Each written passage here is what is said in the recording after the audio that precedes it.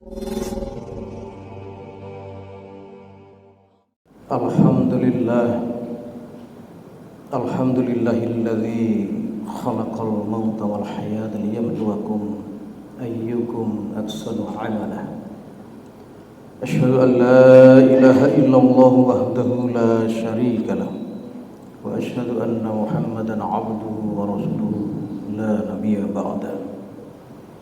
Allahumma shalli wa sallim wa barik ala Muhammad wa ala alihi wa ashabihi wa man da'a bida'watihi wa iltijam bi tariqatihi wa tarassama khitahu wa ja'ala al-aqidatan islamiyya li fikratihi wa ahkam syar'iyatan miqyasan li a'malihi wa mastaran li ahkamihi.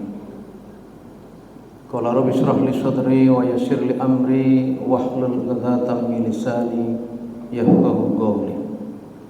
Subhanaka la ilma lana illa ma 'allamtana innaka antal alimul hakim.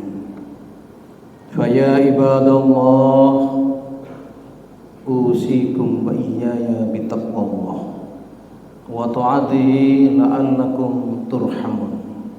Kama qala Allah Ta'ala fil Qur'anil 'azim. A'udzu billahi minasy syaithanir rajim. Ya ayyuhalladzina amanu taqullaha haqqa tuqatih wa la tamutunna illa wa antum muslimun. Ma'asyiral muslimin rahimakumullah.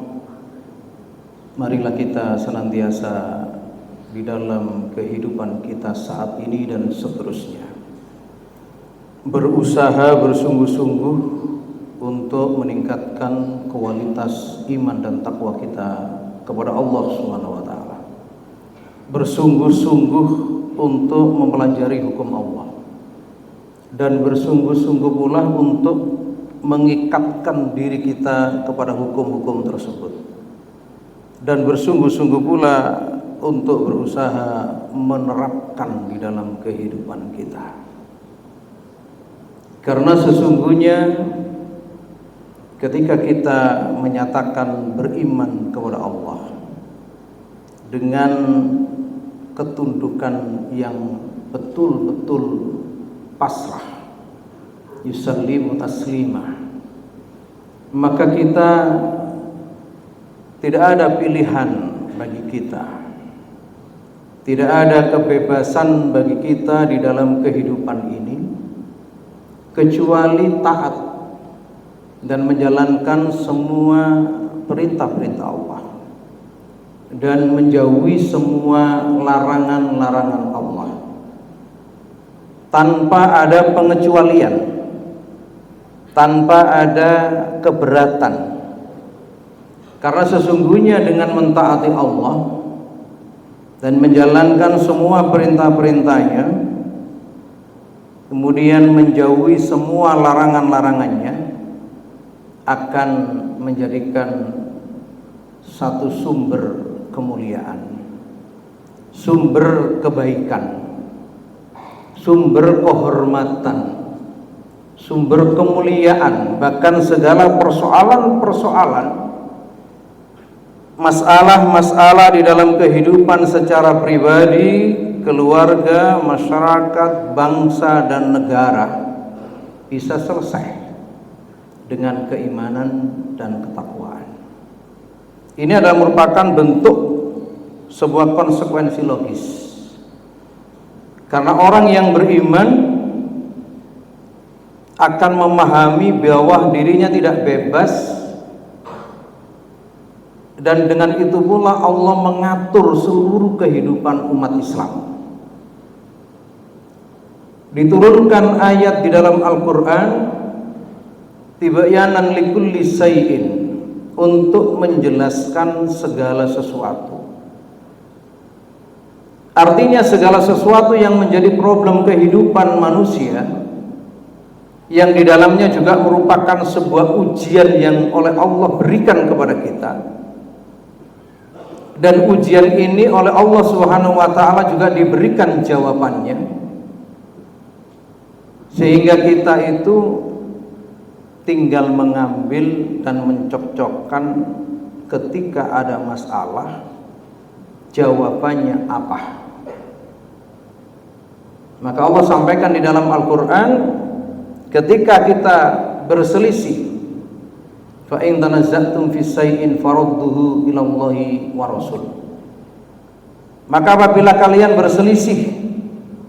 berselisih ini memiliki makna muncul banyak pendapat, banyak hal, bahkan perselisihan ini bisa sampai pada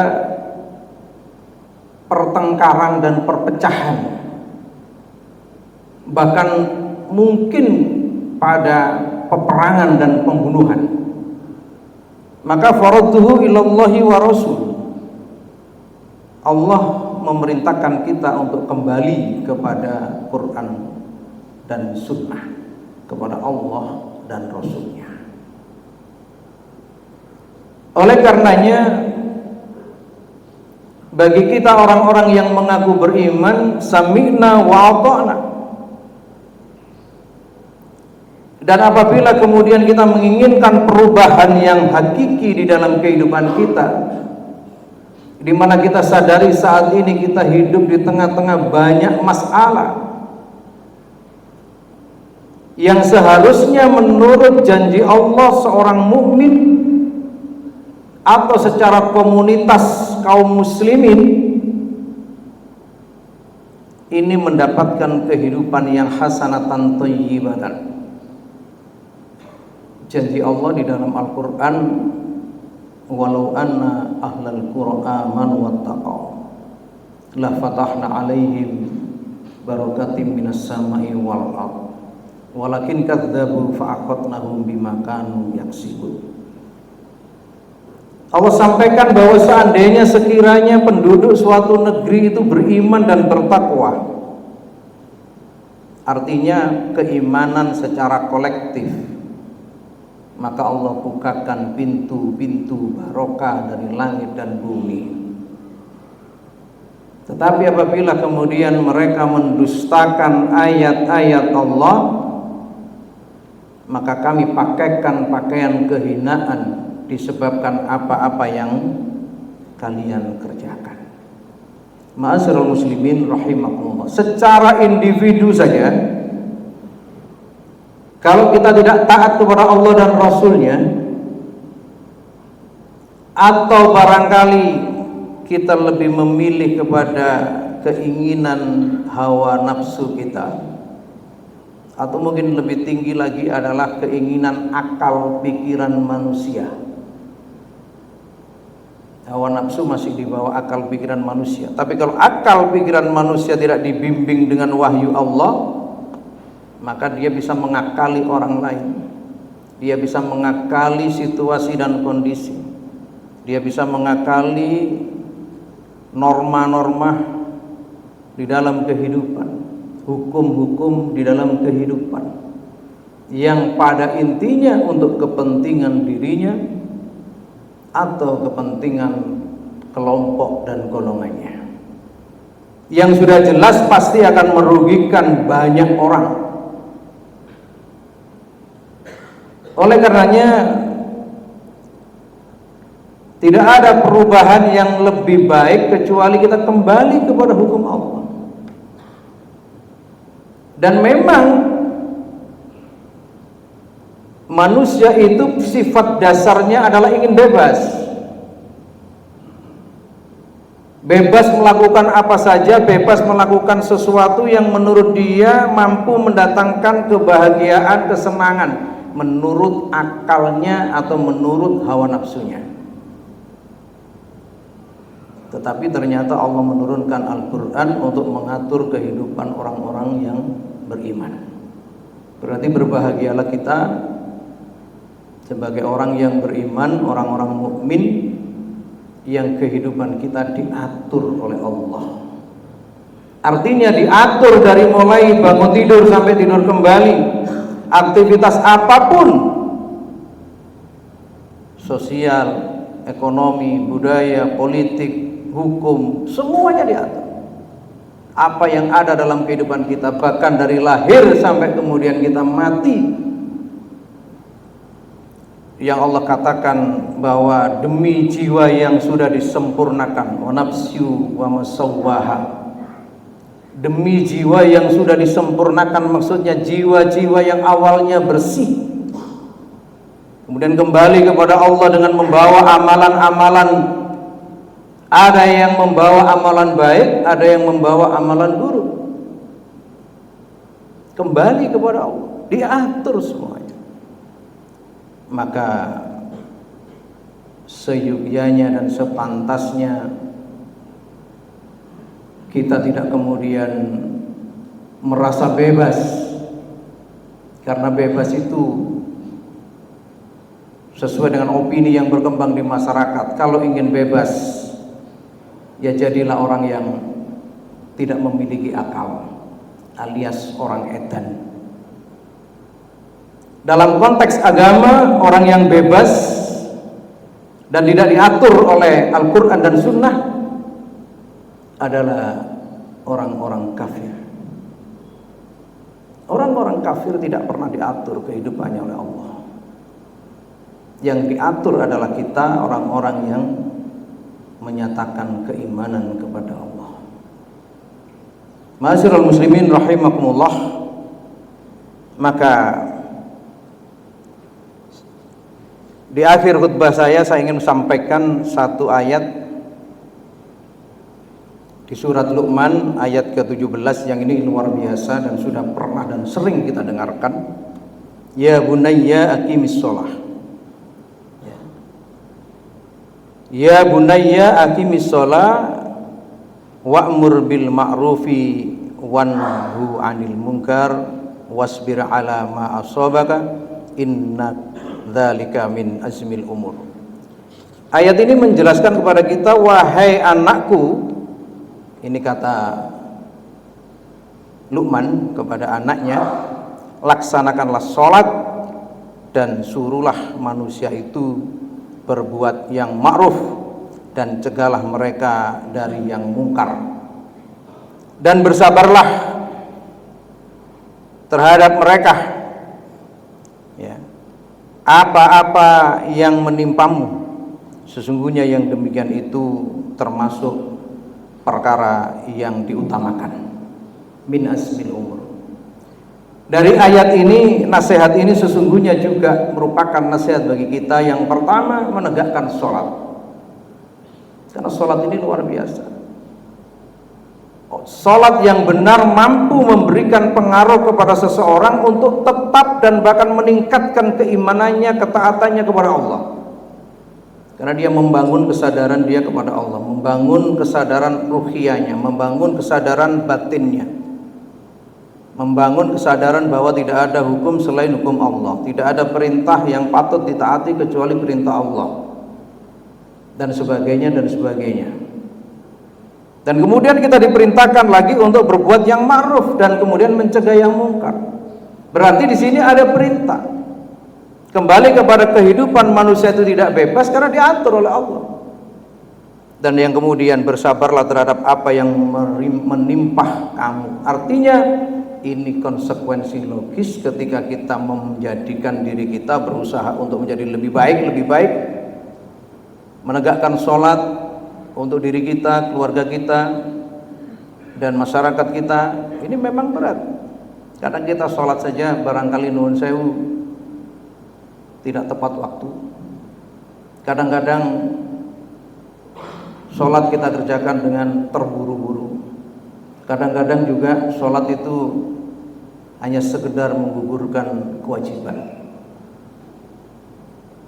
Nah, oleh karenanya kemudian bersabar terhadap apa yang kemudian menimpa, melaksanakan perintah Allah, menyampaikan yang ma'ruf, mencegah yang mungkar, dan bersabar bahwa konsekuensi dari perintah-perintah itu pasti ada. Maka orang yang kemudian tidak mau berani mengambil tantangan ini, tidak berani mengambil apa yang diperintahkan oleh Allah dengan konsekuensinya, maka nilainya di sisi Allah pun berbeda. Maka kita bisa melihat para rasul, para nabi, para sahabat sampai sekarang generasi-generasi yang kemudian mereka tetap berusaha lurus menegakkan hukum Allah, mereka menjadi orang-orang yang mulia di sisi Allah. Dan yang demikian itu merupakan perkara yang diutamakan. Artinya mari kita bersama-sama berusaha setidaknya kembali kepada Allah, artinya berusaha sedikit demi sedikit semua tatanan kehidupan ini berdasarkan apa yang diperintahkan oleh Allah atau yang dilarang oleh Allah. Artinya ketika Allah memerintahkan, laksanakan. Ketika Allah melarang, tinggalkan. Wa ma atakumur rasul fakhudhu wa ma nahakum minhu fantahu. Bahwa apa-apa yang diperintahkan kepada engkau dari Rasul, terima dan ambil. Dan apa-apa yang dilarang dari Rasul, yang ini perintah Allah, Allah sampaikan wahyu kepada Rasul, maka tinggalkanlah. Maka sebetulnya persoalan agama adalah persoalan yang tidak bisa direkayasa, dirubah. Kita ini tinggal melaksanakannya. Dan dampaknya adalah kehidupan yang sejahtera yang diinginkan oleh semua orang. Bahkan saat ini kita menyatakan ingin perubahan yang lebih baik, maka masalahnya adalah berubah. Yang bagaimana yang lebih baik itu? Dan Islam menjawab tidak ada perubahan yang lebih baik kecuali dengan perubahan taat kepada Allah Subhanahu wa taala.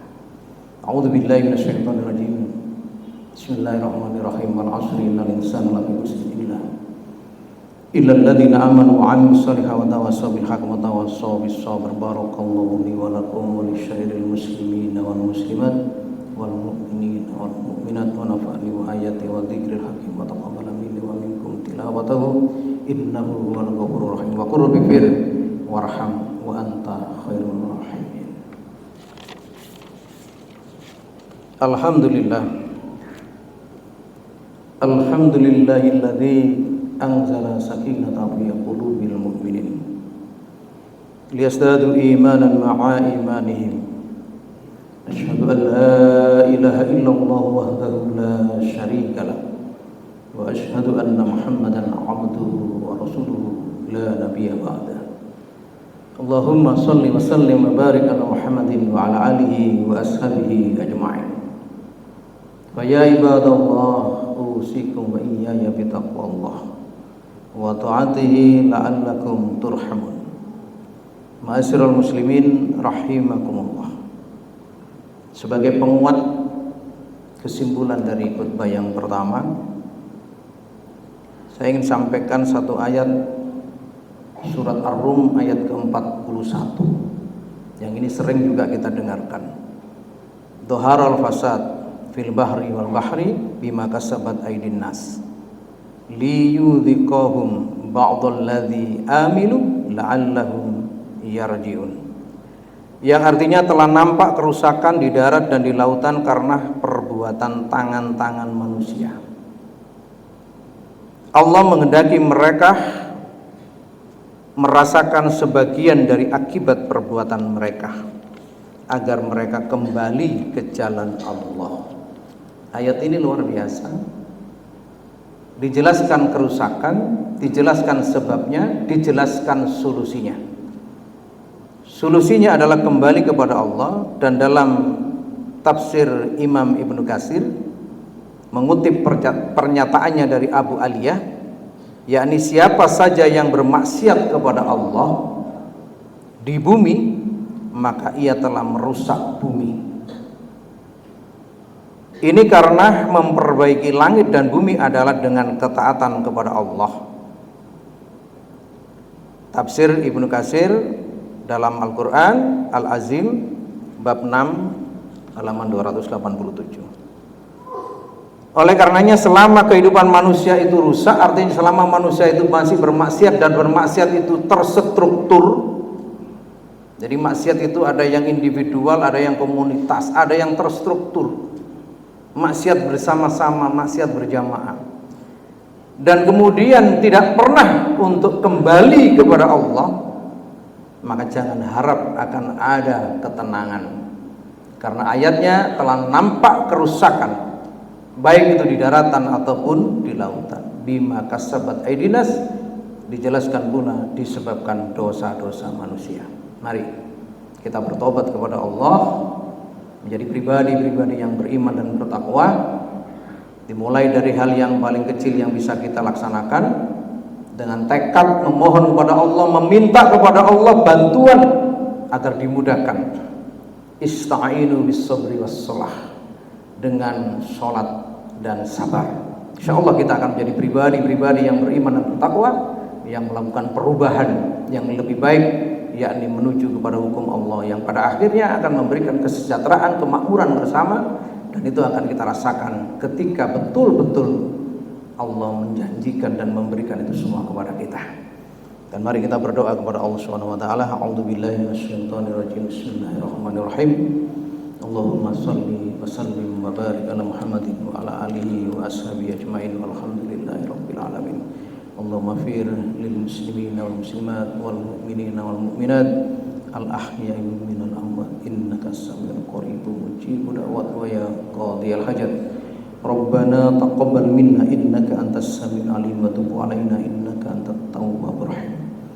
Rabbana dhallamna anfusana wa illam taghfir lana wa tarhamna lanakunanna minal khasirin. Allahumma arinal haqqa haqqan warzuqna ittiba'ah wa arinal batila batilan warzuqna ijtinabah. Rabbana atina min ladunka rahmah wa hayyi' lana min amrina rasada. Allahumma sallimna wal muslimin, Allahumma sallimna mujahidina fi kulli makan wa bil khusus fi kulli Palestin bi rahmatika ya arhamar rahimin. Allahumma ij'alna auladana kulluhum sholihan wa ta'atan wa ulumuhum nuran wa qulubuhum sakiyan wa jasaduhum sihatan wal afiyah.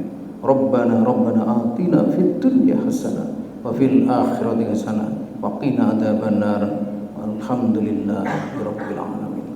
Ibadallah, innallaha ya'muru bil 'adli wal ihsan wa idza'i dzil qurba wa yanha 'anil fahsya'i wal munkar wal baghi ya'idzukum la'allakum